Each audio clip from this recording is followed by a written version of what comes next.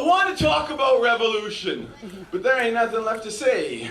That Webster cat defines revolution in several different ways, most having to do with round repetition. But I ain't talking repetition. I ain't talking repetition. I ain't talking repetition. I ain't talking much of anything at all these days, because the only thing worth talking about is revolution, but there ain't nothing left to say. And so just yesterday I decided to try and unstress my brain. I put the rest of my cess away, and I earnestly asked the ghost of Ernesto Che Guevara what he had to say. His reply went a little like, "En cualquier lugar que no sorprende la muerte venir sea." But see, me, I'm quite as ready to die as that guy. No, me, I'm not just another denizen who's dwelling in commercial drive's paradoxical social sphere, wondering why with its 26 independent coffee shops there's a Starbucks not 4 blocks from where we normally spit, and I see the most alternative looking cats walking into that shit, shaking and twitching like it's 10:30 in the morning, man. I just need my hit. What?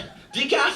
You've only got decaf? You little barista bastard, I'll decaf you! Hello, look at these eyes, man! The dark circles have started, and this afternoon I'm hosting a benefit at Grandview Park for the Work Less Party. What the fuck am I gonna do, man? It's powered by bikes. They're gonna make me try and pedal again, I just know it. I'm not a real hippie. I secretly fake and bake so I got no tan line. If I'm forced to wear shorts, it's sure to show it to the whole world and they'll know that I'm phony.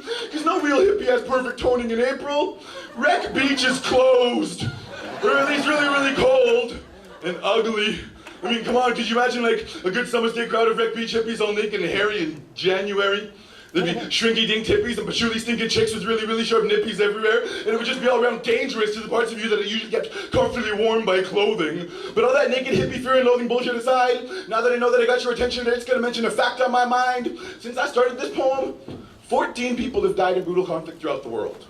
7 of AIDS. In 4 hours and 11 minutes, the Chinese government will execute someone, quite possibly innocent. And yeah, I know that 7 out of 10 people who believe in statistics are 83% more likely to become idiots or communists. So, what if those numbers are more or less though? Even those dirty red communists started out with nothing more than a manifesto. But can you picture that man, a festo, when he was just a little boy? When ultimatum was either a dirty word or the brand new Transformer toy because he didn't know any better? When that revolution was so small, he'd argue with his mother, the need for change, over whether or not he really had to wear that itchy red sweater embossed with a wheat cutter and a hammer.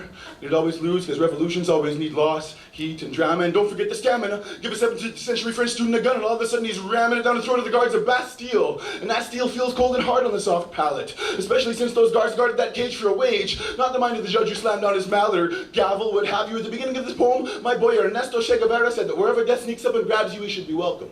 But right now, that cat's chilling with 1,300 students, 6 million Jews, Karl Marx, Malcolm X, JFK, and me. I'm just sitting here spitting this shit that I spray. It don't matter. This bullshit's just chatter. Let it pass away. Mesh my two to the rest of your yesterday, because I only wanted to talk about revolution. But it looks like there ain't nothing left to say.